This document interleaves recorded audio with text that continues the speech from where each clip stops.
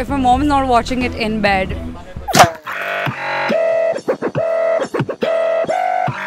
Super rich. And why? Then I can do whatever I want, and then even if he's not good in bed, I can get replacements for that. Because money, I can earn money. I don't want that. If he's rich, then he'll be good in bed. So all rich men are good in bed, you're saying? Yeah, maybe. No. I've not yet experienced anything, so I don't have any answer right now. Someone who's super rich. What do you want to do with the money eventually if you're not satisfied? I think I'll prefer a husband who can talk. I think conversation is sexy, right?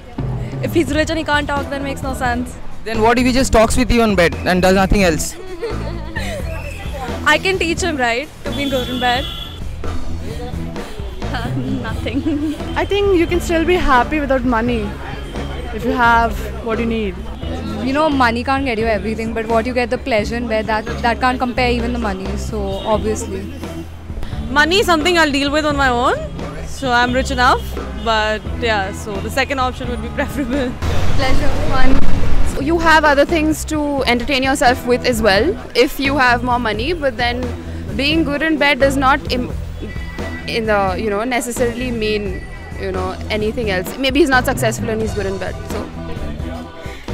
Somebody is good in bed, I guess. I think nowadays girls, even they earn, so it's not really money or the person who's like very rich which will actually give you happiness. I already have a husband who's very understanding. So I think the basic thing you require is the understanding with the husband.